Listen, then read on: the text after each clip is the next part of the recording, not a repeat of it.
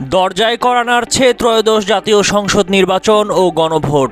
এরই মধ্যে আলোচনার কেন্দ্রবিন্দুতে এসেছে ভোট কবে অনুষ্ঠিত হবে। এ দুটি ভোটকে সামনে রেখে সব ধরনের প্রস্তুতি শেষ করেছে নির্বাচন কমিশন ইসি।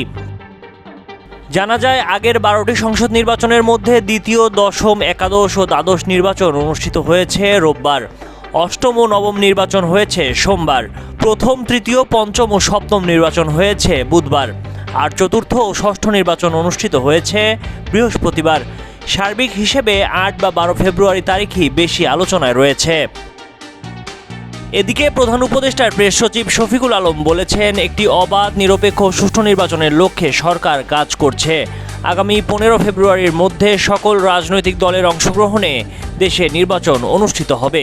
ইতিমধ্যে নির্বাচন কমিশন সকল রাজনৈতিক দলের সঙ্গে আলোচনা শেষ করেছে বলেও জানান তিনি। ত্রয়োদশ জাতীয় সংসদ নির্বাচন ও গণভোটের তফসিল ঘোষণার আগে আগামী 10 ডিসেম্বর রাষ্ট্রপতির সঙ্গে সাক্ষাতে যাচ্ছে এএমএম নাসির উদ্দিনের নেতৃত্বাধীন নির্বাচন কমিশন ইসি। ডিসেম্বরের দ্বিতীয় সপ্তাহে নির্বাচনের তফসিল ঘোষণা ও ফেব্রুয়ারির প্রথমার্ধে জাতীয় নির্বাচন ও গণভোট অনুষ্ঠিত হবে। এ বিষয়ে ওই নির্বাচন কমিশনার বলেন, 10 ডিসেম্বর মহামান্য রাষ্ট্রপতির সঙ্গে সাক্ষাৎ হবে।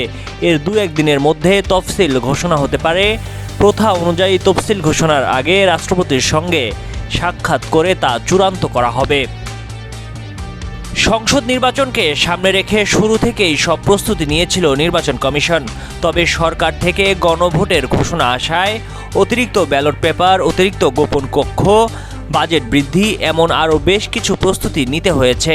ইতোমধ্যে ভোটার তালিকা হালনাগাদ, আইনবিধি সংশোধন, রাজনৈতিক দল নিবন্ধন, পর্যবেক্ষক নিবন্ধন, অধিকাংশ ছাপার কাজ, অংশীজনদের সঙ্গে সংলাপ শেষ করেছে ইসি। আইনশৃঙ্খলা বাহিনী ও সরকারের সব বিভাগের প্রধানদের সঙ্গে 2 দফা বৈঠকও শেষ হয়েছে। এখন বাজেট নিয়ে আলোচনা করছে নির্বাচন কমিশন।